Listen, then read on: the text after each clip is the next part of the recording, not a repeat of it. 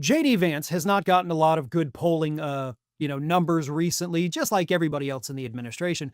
But he actually did get one really, really solid poll number just a couple days ago, showing that JD Vance right now is absolutely running away with the Republican nomination for 2028 in the state of New Hampshire, which of course is in no way reflective of what the rest of the country looks like. No offense to New Hampshire.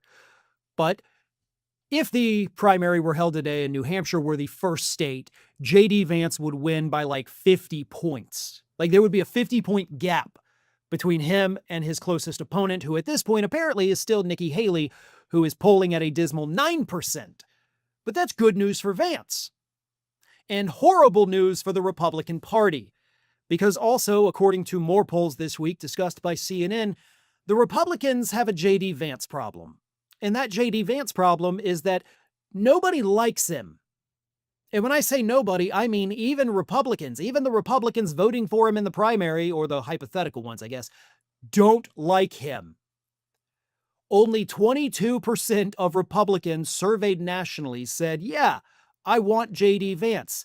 Everybody else, more than 3/4 of the party said, yeah, we want literally anyone else. We don't even know who we want, but we know we don't want him.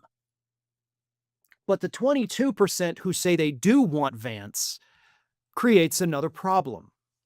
Because they say that they do want Vance because he is most likely to carry on Donald Trump's policies, which of course are historically unpopular.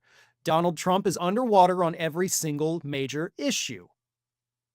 So the small number of Republicans who like JD Vance like him because he will keep doing the things that the rest of the country doesn't like, which again creates a massive problem. Because if JD Vance were to come out and say, no, I'm not going to carry on Trump's policies, then he loses the 22% and only gains a few percentage points with the rest of the country. So he's stuck now between a rock and a hard place because he can't do anything. He can't come out against his administration's own policies and risk losing the 22% who only like him because of that. And he can't keep with it because that's turning away the rest of the Republican Party and, of course, any independent voters that would consider voting for him. So even though he is the front runner, he basically has a snowball's chance in hell of actually winning the presidency. We're not even a full year in to this administration, and it has likely already killed JD Vance's political career that's only been going on for like 6 years, folks. Please don't forget that. JD Vance is not a guy that has been involved in politics for years and years and years. He hasn't even held elected office for as long as I've been doing Fair and Balanced, which is a little over 5 years now.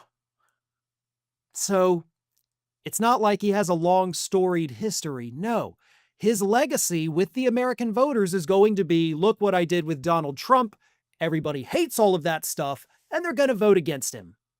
He's losing hypothetical matchups to Democrats like AOC, who has not expressed any interest in running for president, by the way. So he's losing to Democrats who don't even want to run. And yet, he's the best the Republicans have. Steve Bannon is out there this week bashing the hell out of him, saying he's not tough enough, he's not Trump enough. Don't let him be our nominee. But he's probably gonna be. CNN's Harry Enton made that very clear based on the poll numbers. Even though he's historically unpopular, he's still more popular than the rest of the Republican field. So Republicans are kind of freaking out because they have a very big JD Vance problem.